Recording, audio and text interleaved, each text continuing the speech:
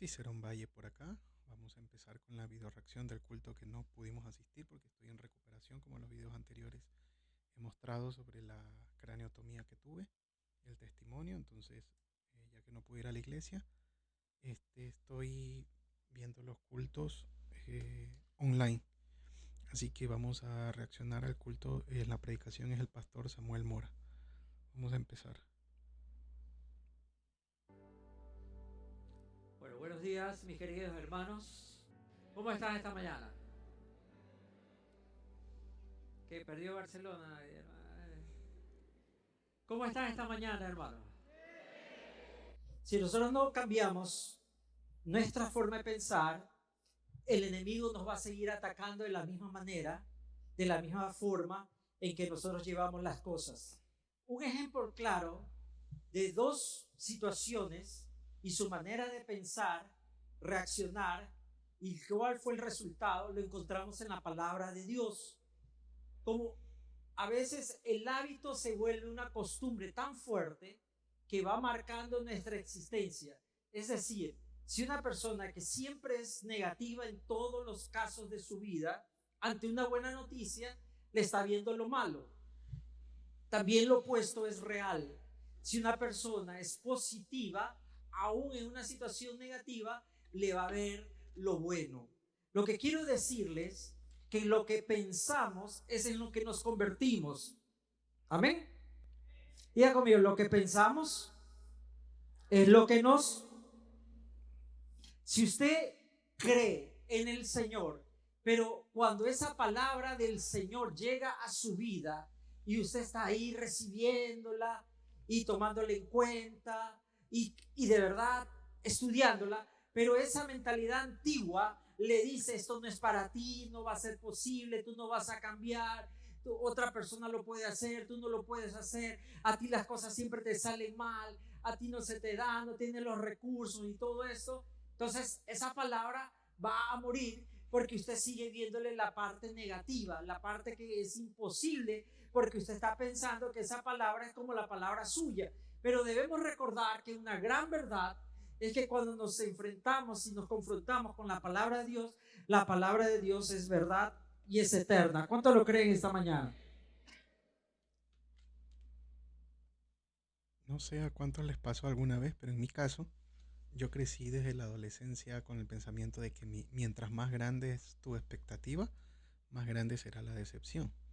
Entonces siempre procuré no ilusionarme, no emocionarme en absolutamente nada por ese temor de tener una decepción muy, muy, muy grande. Y es verdad lo que él dice. Eh, Somos lo que nos convertimos en lo que pensamos. Siempre fui muy negativo. Y ahí ha estado mi esposa apoyándome para que deje esa mentalidad. Ha sido muy duro, muy duro, muy duro, pero bueno, como se llama la prédica, nueva mentalidad, cambio de estación. También se viene algo que quería comentar, es que en nuestra iglesia, nosotros estamos en esta iglesia desde el año 2019 y cada año, en el mes de enero, siempre dedicamos 21 días a un ayuno que va de 6 a 6. Y son 22 días que el pastor está en el canal, en el canal de WhatsApp, en los grupos de líderes, en los nexos. Nexos son básicamente lo que se conocen en otros países como células o en otras iglesias. Y siempre están retroalimentándonos lo que se aprendió el domingo. Siempre, siempre, siempre. Entonces se hace un estudio de 21 días que voy a ir pasando las imágenes, las 21 imágenes que revisamos en este mes de enero de 2025 para tener un cambio de estación, un cambio de mentalidad. En mi caso es un cambio literal porque me abrieron la cabeza. Sí, yo tuve una craneotomía que pueden ver en los videos anteriores. Por aquí voy a dejar una referencia para que vean el video donde hablo de eso con la predicación del pastor Mora, que fue la semana antepasada a esta predicación. Pero bueno, seguimos. Si ustedes y yo no entendemos la verdad de la palabra de Dios, se nos va a hacer difícil encontrarnos para que Él nos pueda usar. Hay tantas personas que están sentadas esperando una oportunidad, pero ya la palabra ha sido dada, ya Dios les habló, Pero como ven tantas imposibilidades, como comienzan a esperar que otra persona los anime, que otra persona se acerque, que otra persona le confirme. Pónganse a pensar un momentito, si ese hubiera sido el caso de Moisés. Moisés, en la soledad del desierto, se encuentra con la voz de Dios. Pero si Moisés se hubiera puesto a pensar, pero ¿será que me lo imaginé? ¿Será que me lo soñé? ¿Pero será esto real? Pero, ¿y si se equivocó? ¿Y si no era la voz de Dios? Porque si llego a mi casa y si mi esposa no me dice nada, y si mi suegro, y a veces nosotros somos así, Dios ya ha hablado, ya Dios nos ha dicho, tal vez hasta nos ha revelado por sueño o por medio de un verso ahí que le llegó en estos 21 días, uno de los versículos le tocó a usted, y usted sigue insistentemente diciéndole, Señor, pero confírmame, confírmame, si ya la palabra fue dada. Entonces, ¿cómo va a ser posible que entremos a una nueva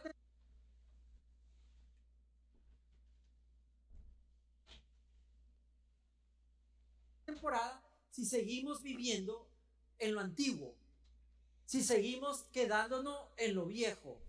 Es necesario que usted y yo le creamos a esa palabra que Dios nos ha dado. Como les decía, hay dos casos que me gustaría que leyésemos hoy día. Quisiera que abran sus Biblias en el libro de Números, en el Antiguo Testamento, capítulo 13, verso 27 al 28. Número 13, 27 al 28.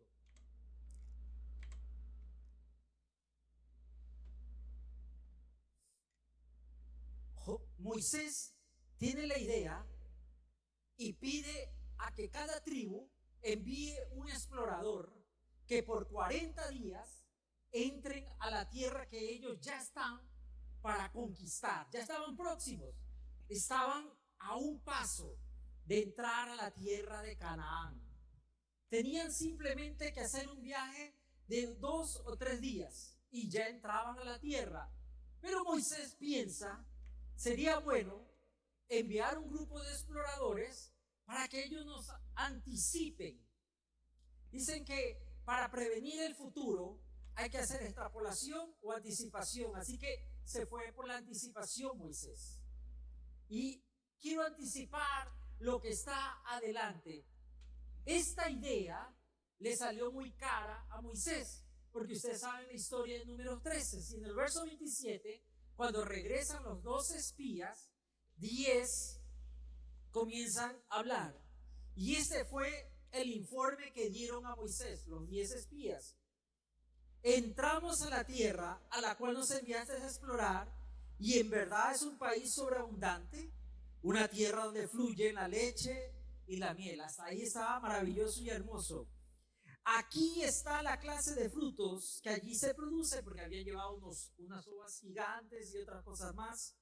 Sin embargo, el pero del asunto, el pueblo que la habita es poderoso y sus ciudades son grandes y fortificadas. Hasta vimos gigantes allí, los descendientes de Anac.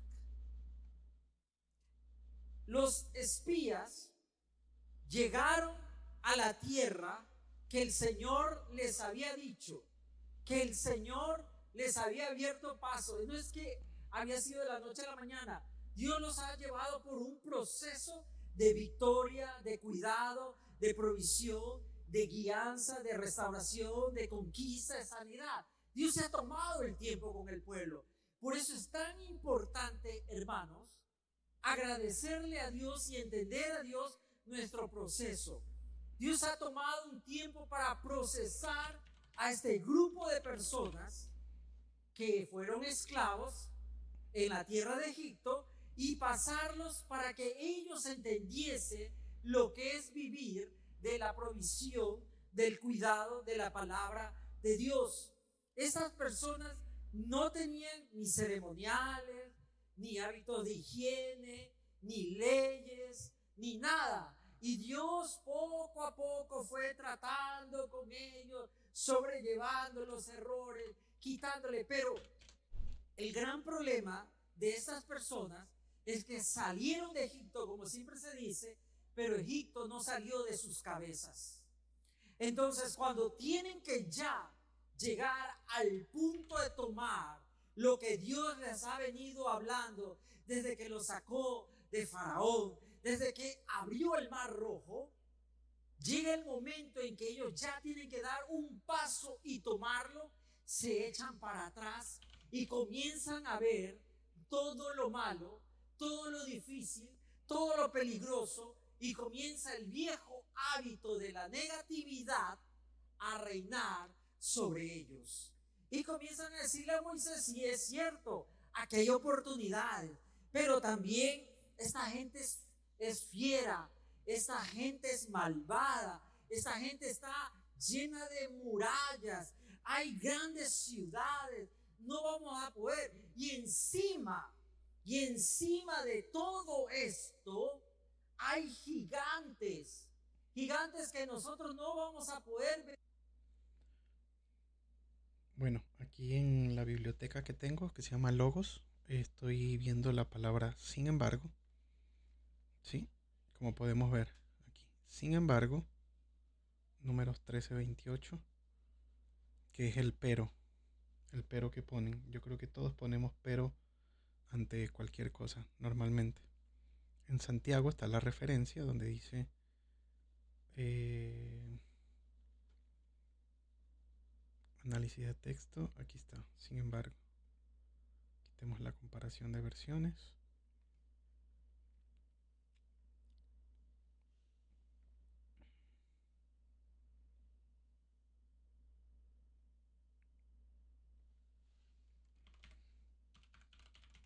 Números 13-27.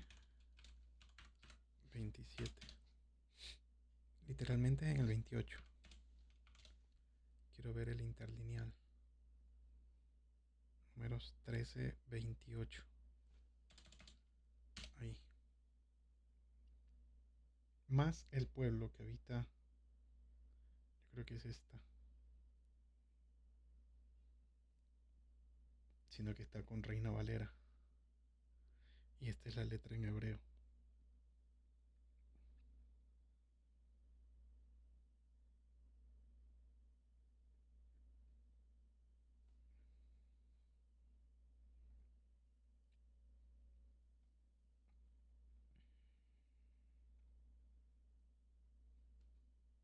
Cerremos las notas.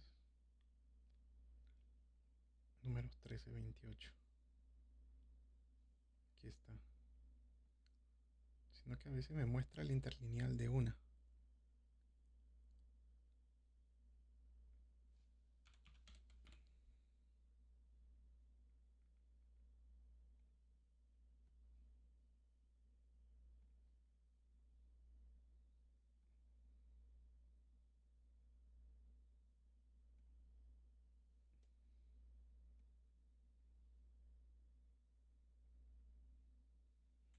Miren, aquí podemos ir escudriñando la palabra, ¿no? El informe del 26 al 29.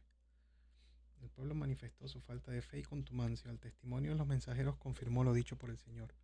La describieron como una tierra que fluye leche y miel, un modismo judío que denota abundancia y prosperidad que puede dar la tierra. La muestra del fruto impresionante confirmaba la fidelidad de Dios al cumplir su promesa al pie de la letra. Sin embargo, haciendo a un lado la evidencia de la provisión divina, más bien enfatizaron en los aspectos negativos. Reportaron que los habitantes de la zona eran pueblos fuertes y temibles, que sus ciudades eran grandes y fortificadas, y que los hombres eran muchos y poderosos. Así resulta muchas veces en la vida, que se vive por fe. El Señor envía una bendición para acrecentarla y junto con ella manda una prueba con objeto de que demos otro paso en el camino de la fe. No obstante, en lugar de aceptarla, así como el nuevo reto, preferimos abandonar el favor para evitar la aflicción. Nos da miedo aceptar los riesgos.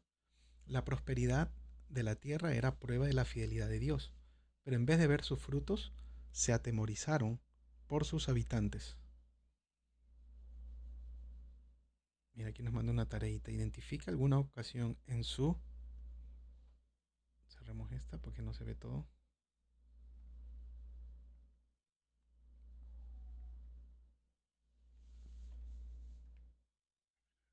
Hola, hola, hola. Bueno, la predica acá. Vencer. Y comienza un quebrantamiento en el pueblo y comienza la gente a gritar y la gente comienza a desesperarse y hablan de linchar a Moisés, de linchar a Aarón. ¿Para qué nos sacó? ¿Para qué nos trajo? No lo vamos a poder hacer. Claro que Caleb y Josué, por el otro lado, querían apaciguar al pueblo. Querían decirle al pueblo, pero no, sí lo podemos hacer. Confiemos en Dios. Él ha estado con nosotros. Él ha estado paso a paso. Ustedes se dan cuenta, cuando no podíamos hacer esto, el Señor lo hizo. Pero sí se han dado cuenta, hermanos, que es una gran verdad, que el miedo tiene una voz más fuerte que la decisión, que la duda tiene una voz más fuerte que la verdad. ¿Sí se da cuenta usted, hermano, que cuando dudamos, flaqueamos? Y la gente se contagió de terror. Mientras estaba en el hospital, a mí me estaba dando mucho miedo, a pesar de que el doctor había dicho que el nombre de lo que yo padecía se llama meningioma, que es un tumor benigno, pero tenía miedo que sea cancerígeno. Me empezó a dar mucho miedo. Tenía un vecino al lado de mi cama que él ya lo habían operado, pero después en el posoperatorio se cayó y se golpeó en la cabeza.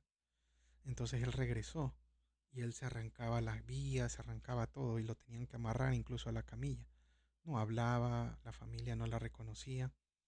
Y yo le decía, Señor, no quiero quedar así, no quiero ser una carga para mi familia, ayúdame. Hasta que solté. La noche anterior de la operación, a la 1 de la mañana, lloraba y le empecé a escribir a mi esposa lleno de miedo. Ya el doctor había dicho que no iba a haber mayor peligro, que no se iban a comprometer cosas funcionales, que era una cirugía que más bien me iba a ayudar a poder reincorporarme a mi vida normal, porque podía vivir con ese tumor ahí, pero vivir con ese meningioma era estar con medicación siempre, esperando no convulsionar y no desmayarme en la calle en algún momento sin previo aviso. O perder el habla como me pasó el 18 de diciembre. Convulsionar, dejar de hablar, perder funciones cognitivas poco a poco. Él dijo, lo extirpamos de una vez porque es benigno. Pero a pesar de eso, me entró mucho miedo. Me entró mucho miedo. Él ya había aclarado y había dicho que con la experiencia que él tenía y los estudios que habían hecho, no era cancerígeno ni maligno. Entonces sí, el miedo nos aborda de tal manera. Tenemos varios miedos, ¿no? Sobre todo el miedo a lo desconocido.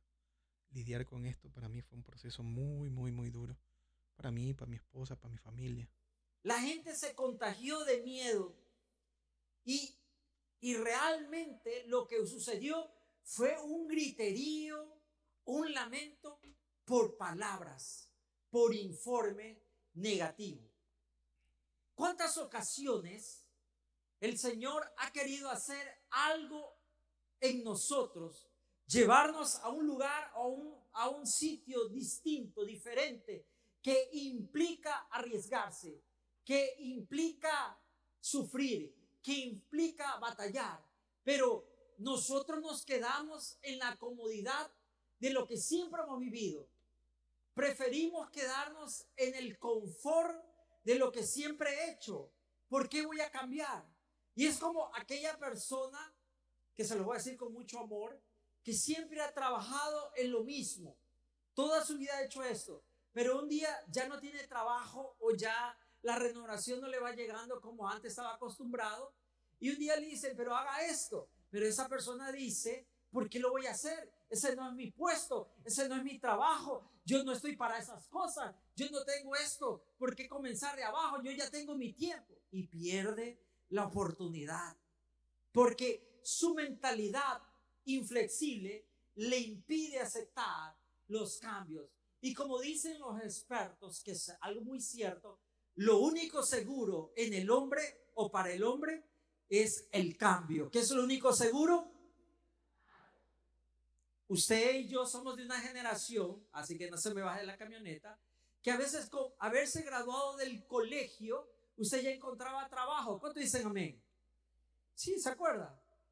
A veces con graduarse del colegio, era, especialmente estoy pensando en aquellas personas, especialmente las mujeres, que se graduaban de secretarias o contabilidad suficiente, encontraban trabajo.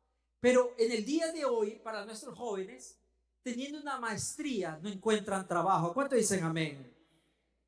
¿Por qué? Porque el mundo cambió. Pero queremos quedarnos en una parte donde las cosas no cambien. Por eso es duro envejecer, hermanos. ¿Cuántos dicen amén? El único viejo soy yo, porque acá todos. Muchachitos de Vilcabamba, mis hermanos. Los niños de Vilcabamba tengo esta mañana. Bueno, una de las cosas difíciles de envejecer es que uno quiere hacer las cosas que uno hacía siempre, pero el cuerpo te va diciendo, ya no puedes hacer eso, ¿verdad? Es verdad. Con 42 años a veces me como una hamburguesa, no debería hacerlo, pero tipo 9, 10 de la noche y a la medianoche uno ya quiere vomitar. O sea, ya el cuerpo me dice solo puedes comer hasta las 7, 8. Ya pasado esa hora, el cuerpo ya no reacciona igual. Incluso cuando me han invitado a jugar fútbol, ya uno en su mente piensa que todavía tiene 16, 18 y quiere correr esa pelota como lo hacía antes. Pero ya no es igual. Ya el cuerpo no responde igual, la rodilla no responde igual, los tobillos no responden igual. Sí, es verdad, la edad nos va pasando factura. Una cosa es lo que la mente quiere y otra cosa es lo que el cuerpo responde. Es totalmente cierto. Y eso que yo apenas tengo 42 años. Ya no te puedes trasnochar, ya no te puedes Según yo, voy a ver película y a las 11 de la noche ya los ojos se me cierran y me quedo dormido. comer de todo.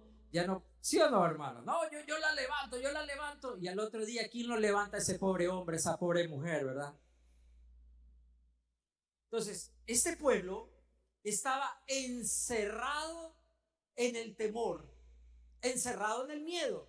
Claro, ellos hacían lo que Moisés hacía con Dios, pero ellos no se presentaban delante de Dios. Su pensamiento era que Dios tiene que hacer todas las cosas, que Dios tiene que dármelo. Si esto es de Dios, Dios tiene que abrir todas las puertas. Pero eso es una falsedad. Cuando nosotros hablamos de una nueva temporada, estamos hablando de que Dios nos está dando la oportunidad para conquistar algo nuevo, para salir del pasado, para entrar a un nuevo territorio, a una nueva responsabilidad, a un nuevo riesgo. Claro, estaremos ahí, pero no estaremos solos. Con nosotros estará el Señor. ¿Cuánto dicen amén? Amén. Y el Señor en el capítulo 14 se enojó tanto de escuchar cómo se quejaban, cómo maldecían, cómo hablaban mal de él. Y él dice esta frase, el Señor, después de la intercesión de Moisés. Moisés le pide al Señor, no los mates, porque el Señor dice, voy a destruir esta generación y voy a levantar una nueva generación contigo, Moisés. Voy a hacer un nuevo país. No, no, Señor. Y el Señor le contestó a Moisés en el verso 11 del capítulo 14. ¿Hasta cuándo me menospreciará este pueblo? Es interesante esta palabra, porque esta palabra implica que no le doy valor a algo, que no le doy fe a algo, que no creo en algo, que tengo dudas de algo. ¿Hasta cuándo me menospreciará este pueblo? Nunca me creerán. Aún después de todas las señales milagrosas que hice entre ellos, el Señor se pregunta esto. Tanta señal, tanto cuidado y tanta bendición. Y es como aquellas personas que el Señor ha hecho tantas cosas en su vida y cuando viene un problema se derrumban, se vienen abajo, se destruyen, se apartan, no quieren hablar de Dios, no quieren oír de Dios. Cuando Dios ha sido tan fiel con ellos, pero es porque han menospreciado, no le han dado el valor a la presencia de Dios en su vida. Y Dios le reclama a ellos y le dice a Moisés, ellos no cambiaron su mentalidad, están aún absortos en el pasado, están ahí estancados en lo que vivieron. Y miren más adelante lo que dice en el verso 20 del mismo capítulo 14 de Dios. Entonces el Señor le dijo: los perdonaré como me pides, Moisés. Por tan cierto como que yo vivo, y tan cierto como que la tierra está llena de la gloria del Señor, Dios hablando, ni uno solo de este pueblo entrará jamás en esta tierra. Todos vieron mi gloriosa presencia y las señales milagrosas que realicé, tanto en Egipto como en el desierto, pero vez tras vez me han probado, han rehusado escuchar mi voz. Y miren la sentencia: ni siquiera verán la tierra que juré dar a sus antepasados. Ninguno de los que me trataron con desdén la verán. En el verso 34, puesto que sus hombres, los espías, exploraron la tierra durante 40 días, ustedes andarán vagando en el desierto por 40 años, un año por cada día. Por eso estuvieron 40 años. Yo me pregunto, cuando yo leía eso, estaba pensando, ¿cuántos años de mi vida he desperdiciado por un día de incredulidad? ¿Se ha puesto a pensar eso? ¿Cuántas cosas no han llegado a nuestra vida, no han sucedido a nuestra vida, porque tuvimos un día que dudamos, porque tuvimos un día que flaqueamos, que renegamos, que nos quejamos? Dice, un año por cada día. Y así sufrirán las consecuencias de sus pecados. Y dice el Señor en esta versión, entonces sabrán lo que es tenerme como enemigo. Porque le gritaron a Dios: Dios injusto, Dios malvado, Dios, eres enemigo de nuestra felicidad, nos arrebataste nuestra esperanza. Y ahora Dios le dice, bueno, tú dices que soy así, ahora me vas a conocer así. Y dice el verso 36, entonces los 10 hombres que Moisés envió a explorar la tierra, que por sus malos informes incitaron la rebelión contra el Señor, fueron heridos de muerte por una plaga delante del Señor. Los 10 que trajeron esas malas noticias, ese desánimo, esas mentiras del diablo, perecieron por una plaga.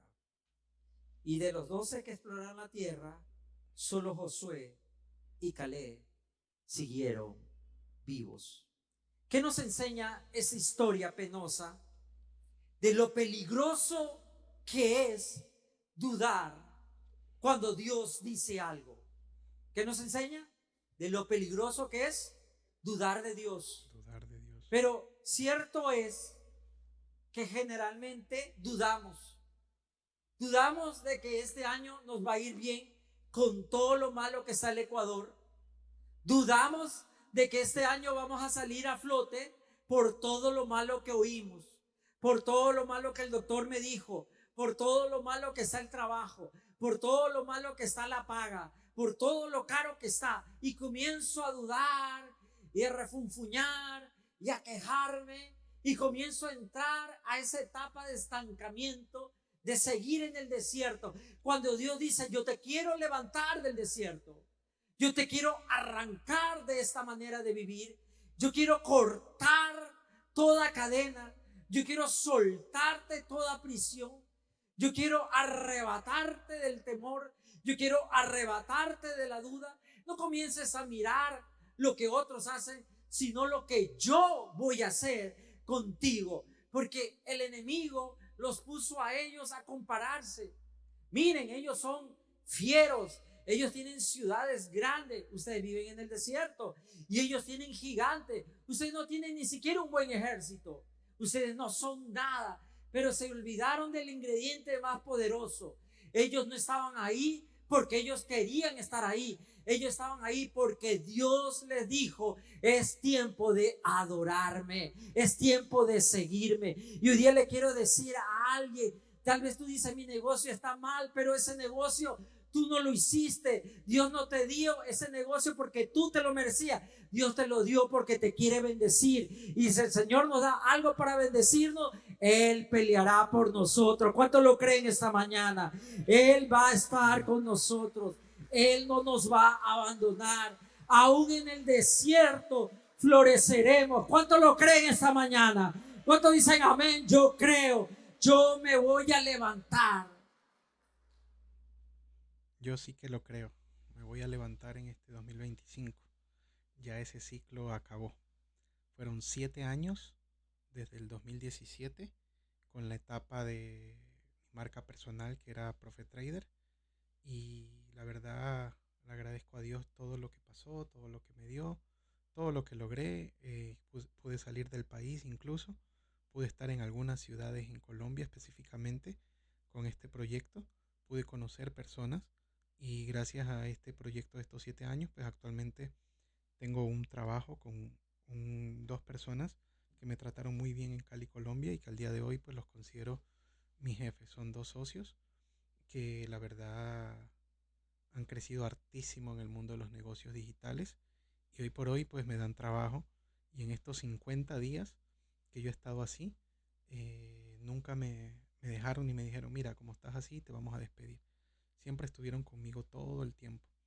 Y yo creo que en todo este asunto fue Dios. Dios en todo tiempo, la fe inquebrantable en Él. Y pues se viene un ciclo nuevo para este 2025.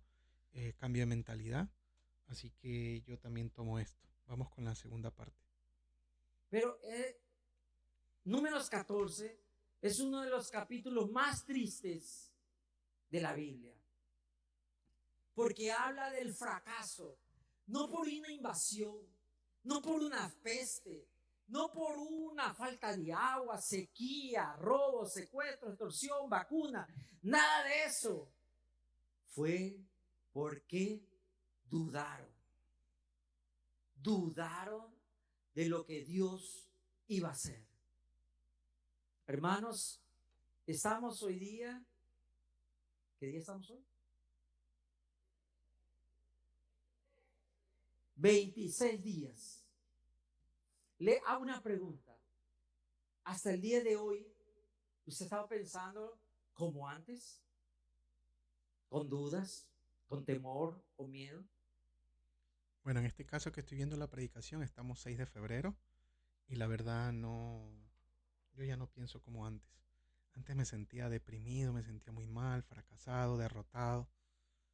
Actualmente me siento muy motivado, sobre todo con este proyecto de este canal de YouTube, de las redes sociales que tengo, de compartir la palabra de Dios como prioridad y que el resto sea añadidura, de ayudar desde la tecnología en esparcir el Evangelio. De hecho, hoy creé una campaña en GoFundMe porque pues una de las cosas que he comentado con mi esposa y con otros hermanos, es que algo que a mí me llamó la atención en el hospital es que yo, como les contaba, he podido salir de viaje, he estado en Perú, en Colombia, también trabajé por allá por el 2011 hasta el 2014 en el Ministerio de Telecomunicaciones y logré viajar por todo el Ecuador por trabajo y siempre estuve en hoteles de media estrella hasta 5 estrellas.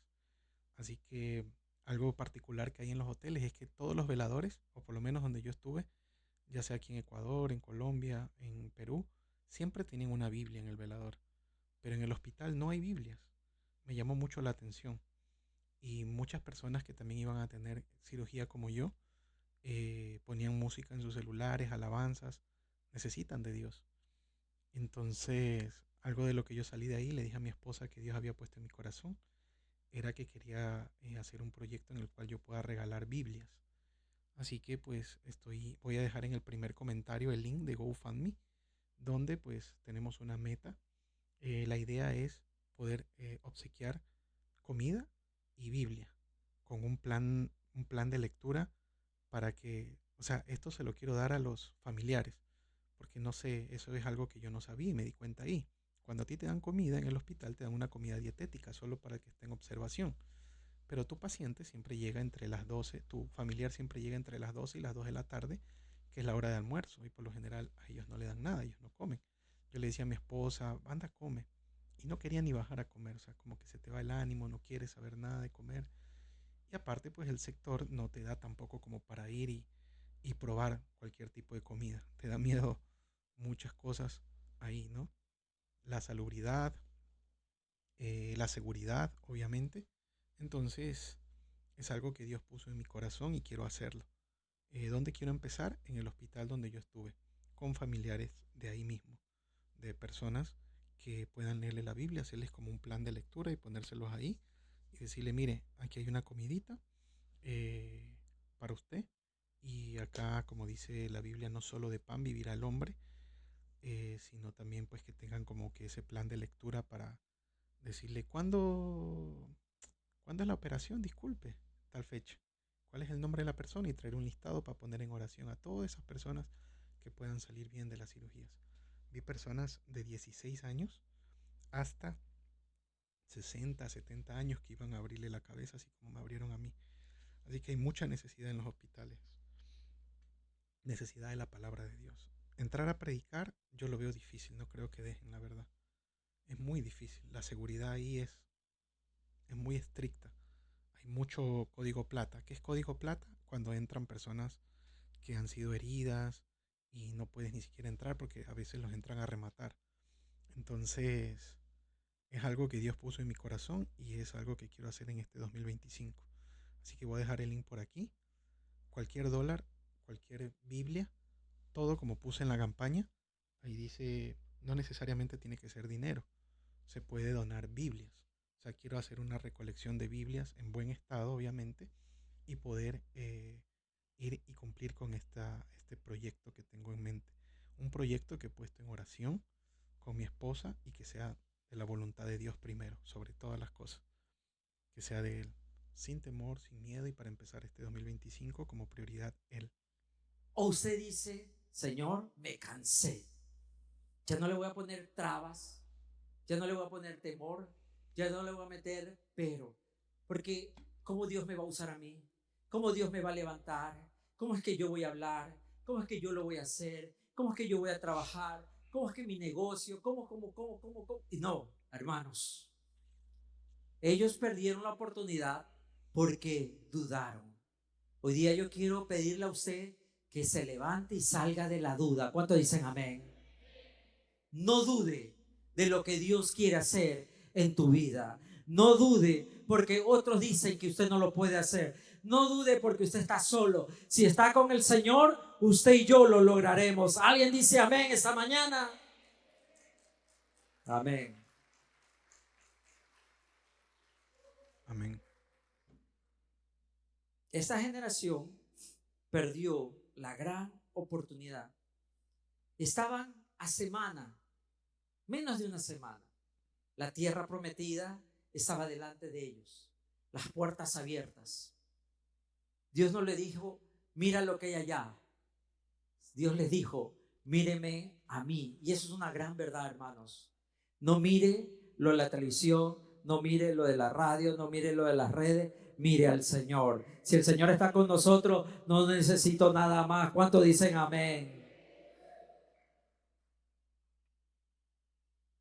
Ahora yo quiero contarles la historia de una persona criada en el maltrato, en el abuso.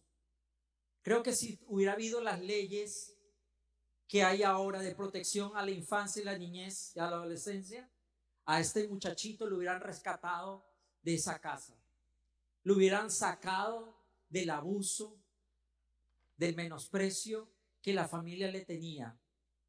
Le estoy hablando de la familia de David, porque la familia de David menospreciaba a David, el padre, los hermanos.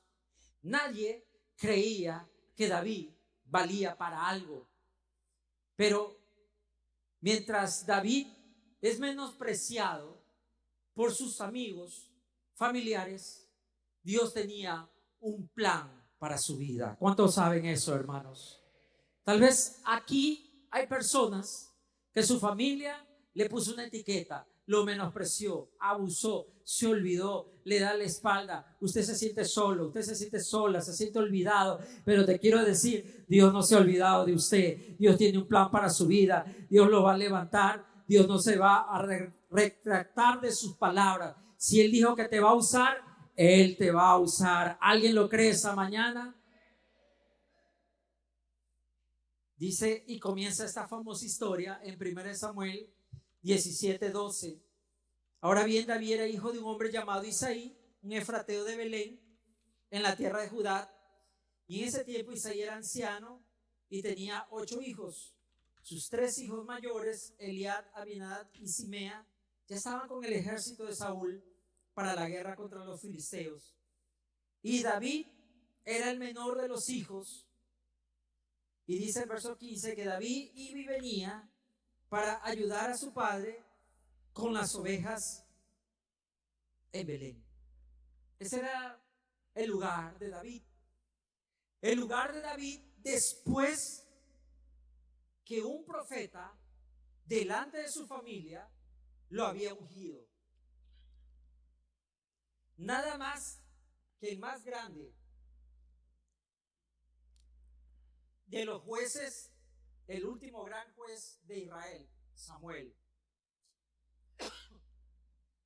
Él había llegado a la casa, ustedes saben la historia muy bien, había impedido que comience el banquete hasta que David, el menor, el muchachito, se siente a la mesa. Y cuando llegó David, Samuel se levantó y lo ungió delante de sus hermanos. ¿Y qué estaba haciendo David? Isaí estaba preparando, le estaba hablando del futuro, le estaba diciendo, mi hijo tiene que portarse bien, tiene que leer la palabra, tiene que buscarlo más a Dios, mire que Dios lo tiene para grandes cosas, ¿no? Lo tenía haciendo lo que siempre hacía. ¿Sabes lo que yo puedo leer ahí, en ese contexto? Es que Isaí como que no le afectó, no creía, no escuchaba, no entendía qué es lo que Dios tenía para David. Y la persona más importante, creo yo, en la vida de David, no creía en el llamado de David. Eso debía haber traído dolor, pena, inseguridad, duda.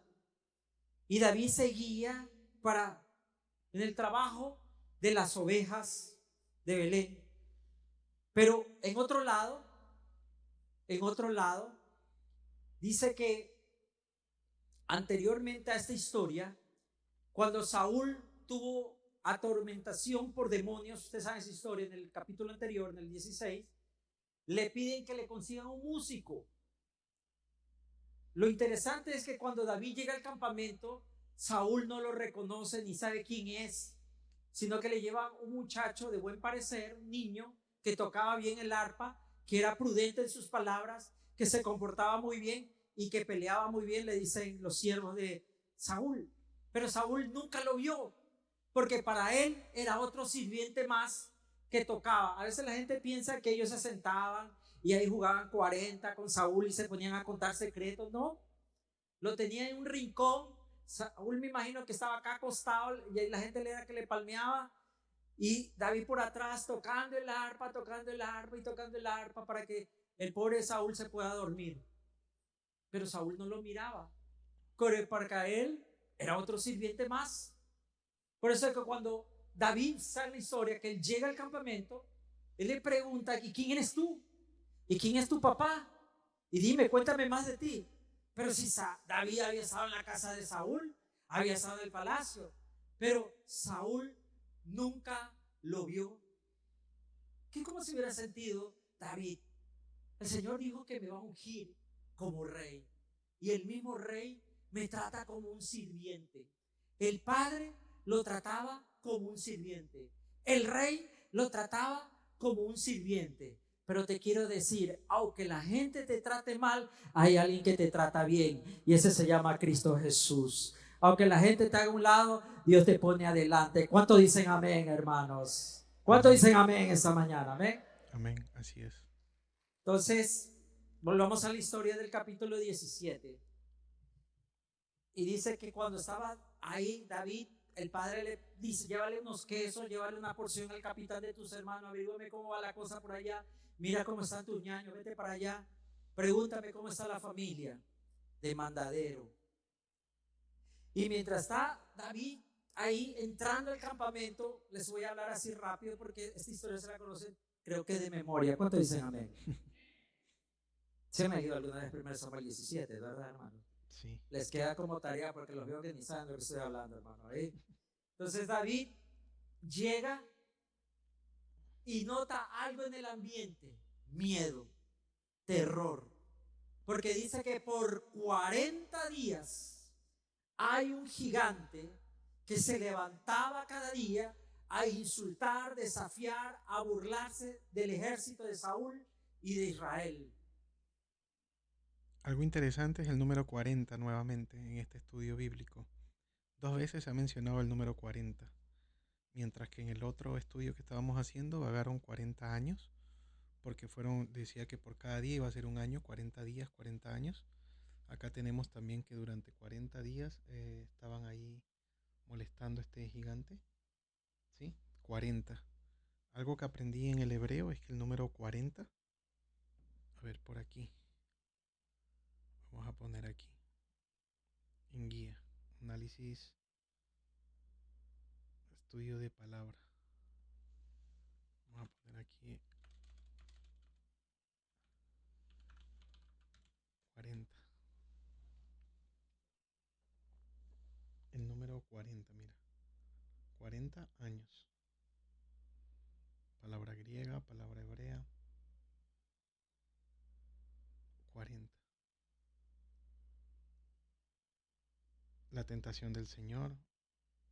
Sabemos que estuvo 40 días en el desierto, identificando las debilidades. La fuerza de Sansón. Él también tuvo un ciclo de 40. Vamos a ver qué dice la enciclopedia sobre el número 40 en los diccionarios. Bueno, aquí nos están vendiendo libros. Explorador de temas. A ver, vamos a ver aquí. La palabra que más se repite. 40. Tanto en griego como en hebreo.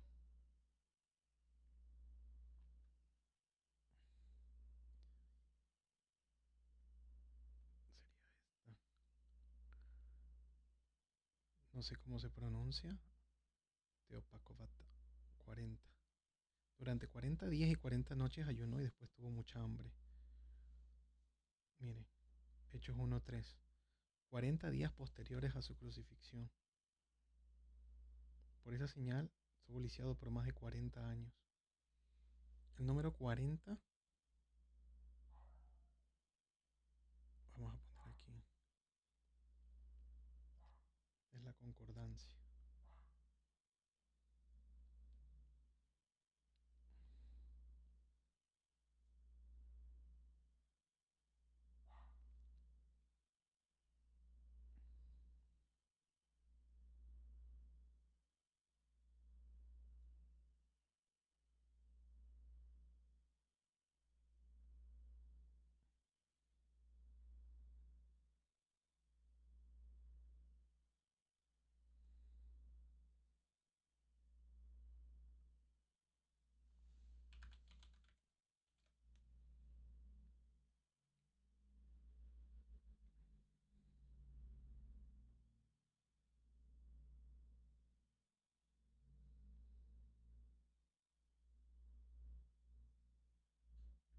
Creo que se ha actualizado porque había una opción que te dejaba buscar solo una palabra.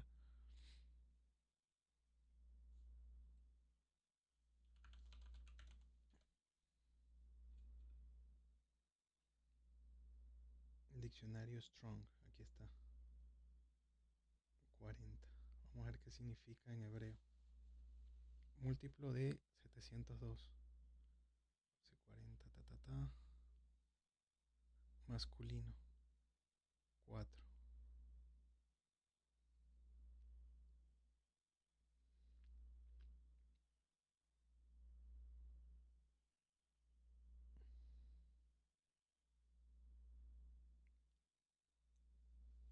Sí, yo ya lo había visto antes. Y algo que estudié es que la palabra hebrea 40, vamos a ver aquí la morfología, creo que es esta que está aquí.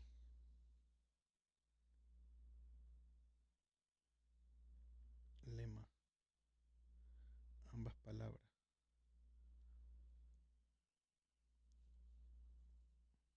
Habla de ciclos. Hay ciclos de 40 donde pues tenemos la madurez. Por ejemplo, Moisés vivió 120 años. Los primeros 40 años fueron su primera etapa. Los segundos 40 años fueron su segunda etapa. Y los últimos 40 años, que fue cuando pudo, cuando pues estaba liderando a su pueblo, fueron otros ciclos. El número 40 habla de ciclos de madurez espiritual, más o menos es lo que había estudiado yo en su momento, pero no sé, por alguna razón aquí no me sale. Ya lo había estudiado antes, ya lo había visto. Y ahorita me acordé esto de los 40. Vamos a poner acá. Interesante, 40 días los espías estuvieron dando vuelta viendo lo malo, oyendo cosas y regresaron con terror. Y dice que David, cuando entra al campamento, todo el mundo, incluso Saúl, huía de la presencia del gigante.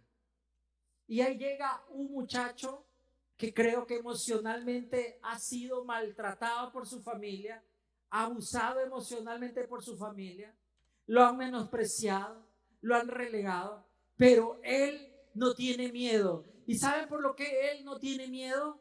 Porque él no cree lo que ve, lo que oye, él cree lo que el Señor le ha dicho. ¿Alguien lo entiende esta mañana? Así que usted y yo tenemos que creer lo que Dios dice, no lo que sucede afuera, ni lo que dice el hombre. Yo le creo a la palabra de Dios. ¿Cuántos dicen amén? Amén. Entonces, por ejemplo, en esto que yo he pasado, yo creo que he sido sano completamente. Dios hace su obra completa. El día de ayer recibimos lo que es la biopsia, a pesar de que el doctor ya había dicho, nos mandó hacer una biopsia solo para tener la evidencia científica de que realmente es un meningioma y que era benigno. Aún así teníamos un poquito de miedo, tanto mi esposa como yo. Al leer la biopsia, vemos los resultados y ahí nos indica que es grado 1. ¿Qué significa que es grado 1? Que no hay riesgo de recurrencia, es decir, no tiene, científicamente el patólogo demostró o revisó y chequeó de que no se va a multiplicar, que no es célula cancerígena. Así que no vamos a pasar por esto nuevamente. Una vez extraído, ya ha sido solucionado y solo toca hacer el posoperatorio todo este tiempo, que serán de 6 meses a un año, con medicina, vitamina, para restaurar neuronas y restaurar todo lo que pasó acá arriba, porque igualmente el tumor medía casi 6 milímetros, o sea, un poquito más de medio centímetro. Entonces estuvo ahí sangrando, haciendo, dejando estragos, pero Dios está limpiando absolutamente todo. Y yo lo creo. Pero sí, mientras no llegaba la biopsia teníamos por ahí una que otra duda. Da temor, a pesar de que ya nos habían dicho que no iba a pasar. Y mire, justo cuando llega David, vuelve a oír a Goliat. En el verso 23 del 1 Samuel 17, comienza otra vez a gritar las acostumbradas, dice esta versión, burlas al ejército de Israel. Y dice que otra vez las tropas comenzaron a correr espantados y todos se gritaban, ¿ya vieron al gigante? Viene y nos desafía, incluso hay recompensa. El rey dice que va a dar a la hija para el que lo mate y todo esto y lo otro. Pero David escucha y no puede creer que ellos tengan miedo. Porque el día que Dios lo miró a David, sabía que en David había un corazón distinto. Los demás lo veían el último. Familia pobre, peor trabajo, sin educación, vivía en el desierto, vivía en la casa, pero más tiempo pasaba en el desierto llevando a las ovejas a comer. Él tal vez no tenía, como era uno de el último, probablemente no tenían una cama, como era la costumbre de esa época entre las familias pobres. Peor pensar que tenga un cuarto. Seguramente no tenía ni un cuarto ni una cama David. Y David pudo haberse sentido el más desdichado, el más menospreciado, el más último. Pero en su corazón había algo distinto. Él le creía a Dios. Y lo único que Dios necesita para traer una nueva temporada a tu vida, a mi vida, es que usted y yo le creamos a Dios. ¿Habrá alguien esta mañana que dice: Señor, yo creo en tu palabra? ¿Hay alguien que dice amén conmigo? ¿Hay alguien que dice amén conmigo? Yo creo en tu palabra. Señor, yo creo en tu palabra. Yo creo en tus promesas. Yo creo completamente. Cuando está David ahí escuchando, viene la voz del pasado, la voz del presente, pero no la voz del futuro. La voz del hermano Eliab, el más grandote, el más fortachón, que Samuel cuando lo vio dijo: este es el rey de Israel. Y Dios le dijo: sácamelo porque este no es. Y Eliab, me imagino ese gigante, se le acerca a David y le dice: muchacho malcriado, ¿qué haces por acá? Vienes porque yo conozco tu corazón. O sea, lo hizo pedazos. Le volvió a recordar por qué él se sentía rechazado de su familia. Le dijo lo peor de lo peor a David, siendo su hermano, siendo el trabajo de hermano mayor de protector, siendo que el hermano mayor es el que cuida a los otros hermanos. Y peor, con esa tallota, debió hecho: David, quítate aquí, no es que hay un loco que nos quiere matar, vete para la casa, ¿qué haces aquí? Y no, él le dijo: yo sé, por ese morbo que tú quieres ver las cosas, que tú quieres saber, eres curioso, anda a buscar tu trabajo ahí, tus pocas ovejas y lárgate de aquí. Lo trató muy mal. ¿Qué hizo David? ¿Agarró una piedra y le dio un piedrazo? No.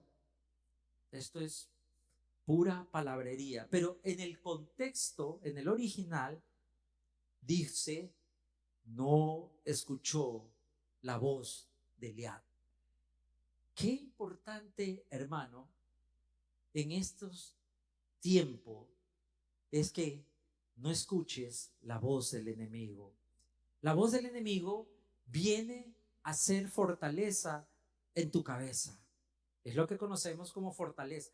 Esos pensamientos ahí que se quedan constantes: voy a fracasar, a mí nadie me quiere, yo no nací para amar, yo estoy esto, mi trabajo siempre se va para acá, yo nunca encuentro trabajo bueno, yo no sirvo para estudiar, a mí toda la gente me menosprecia, otros lo hacen, yo no lo puedo hacer, yo soy el inseguro. David pudo haberse agarrado, pero dice aquí que este niño nos dice el secreto de su éxito: no escuchó la voz de su hermano.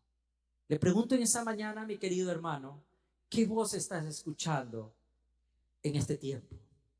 ¿Qué es la voz que rige tus pasos, que guía tus direcciones? ¿Qué es la primera voz que tú buscas para tomar una decisión? ¿La voz de Dios o la voz del enemigo o la voz de tus temores? ¿Qué es la voz? En esta historia también encontramos que Saúl se preocupa de que le dicen que hay un pastorcito, hay un niño que dice que lo va a matar al gigante. Y Saúl se tráemelo para acá y le comienza a poner ropa y le viste toda mi armadura. Y David dice: yo no puedo usar esto, yo no estoy enseñado a esto.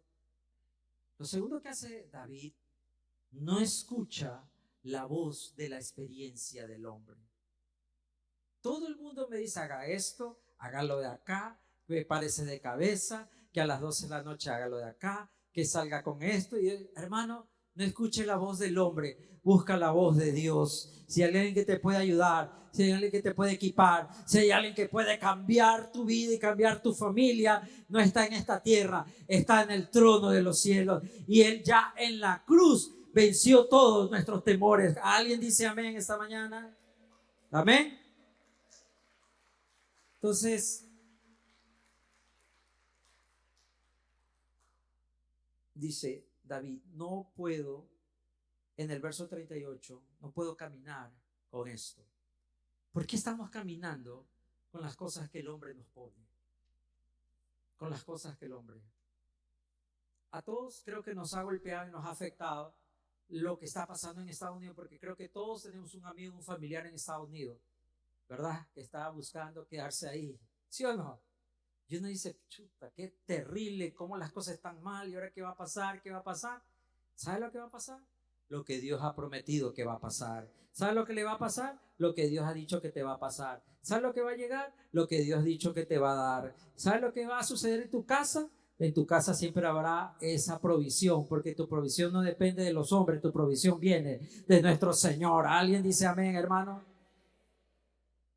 Amén. Interesante que cuando por fin lo dejan a David hacer lo que él sabe hacer, coge su onda, coge sus piedras y se va para allá y comienza a caminar para allá.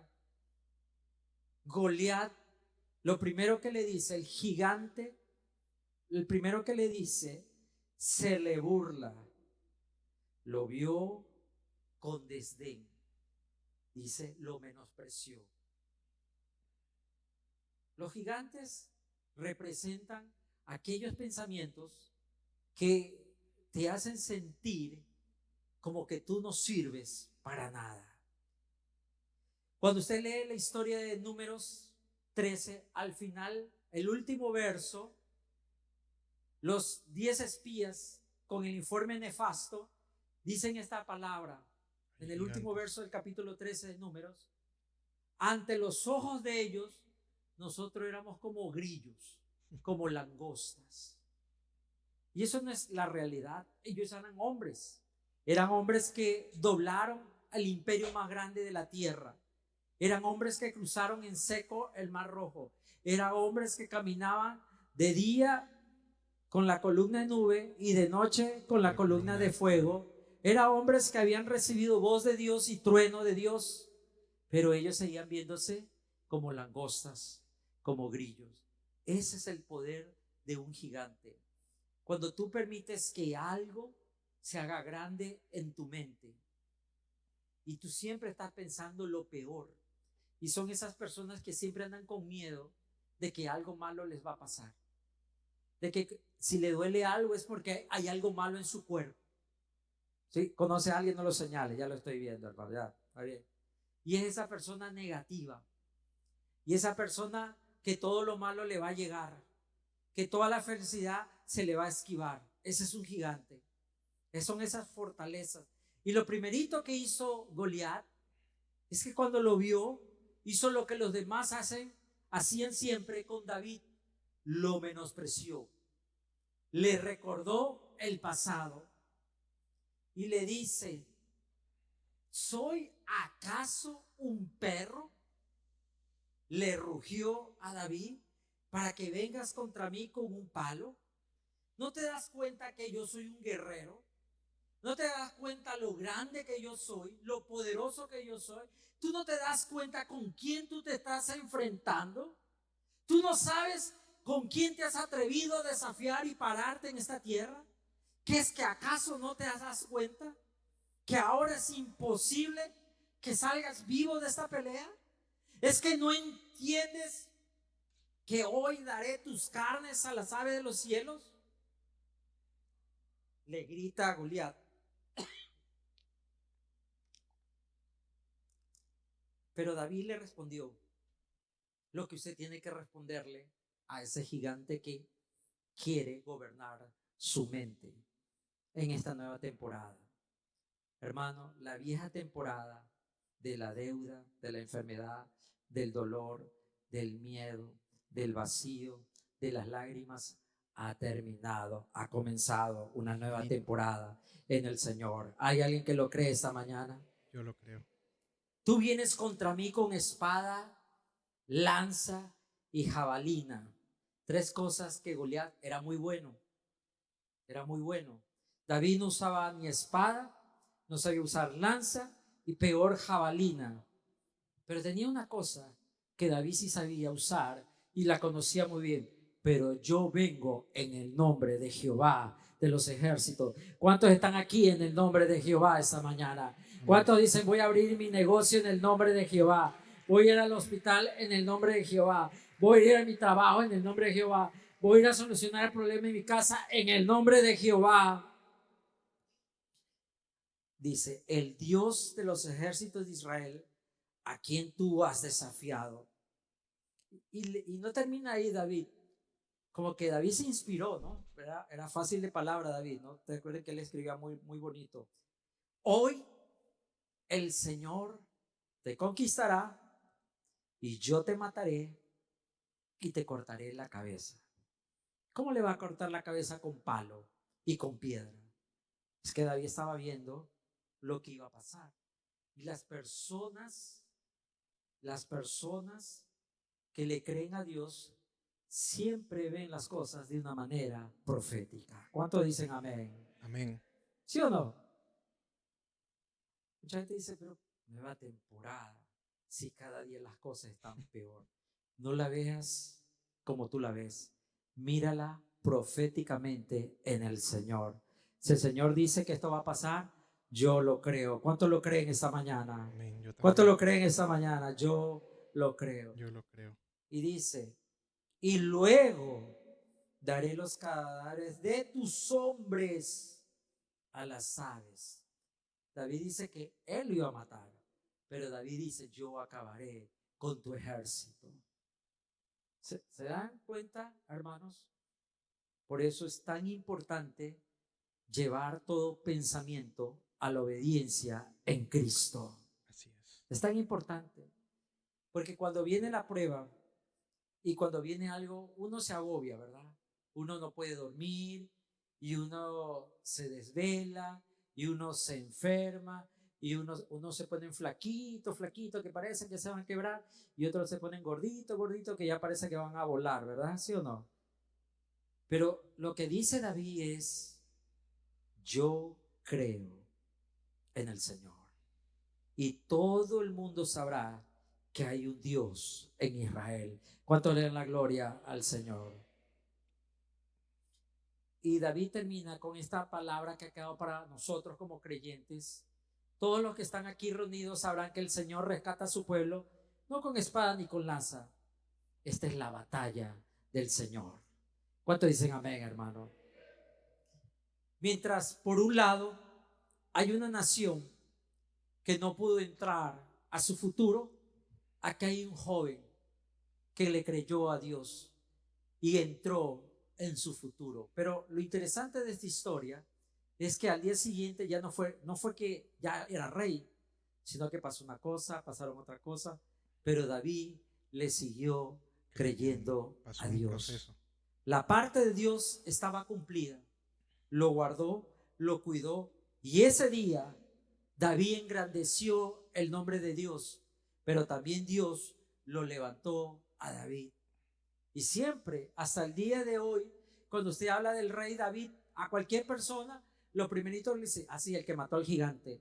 Y es una frase hoy día, es que es como David peleando contra el gigante. Es que somos David como peleando. Todo el mundo sabe esa historia porque hubo un niño que le creyó a Dios. Hoy día le quiero hacer una pregunta a mi querido hermanos.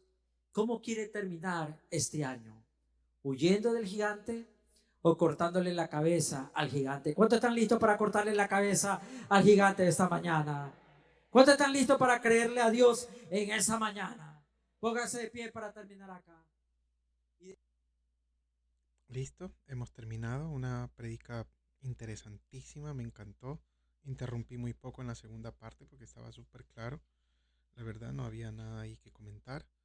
Y así vamos a ir subiendo videos reacciones poco a poco en este canal de Fe y Finanzas. También se viene un tutorial sobre cositas digitales y cositas así, ¿no?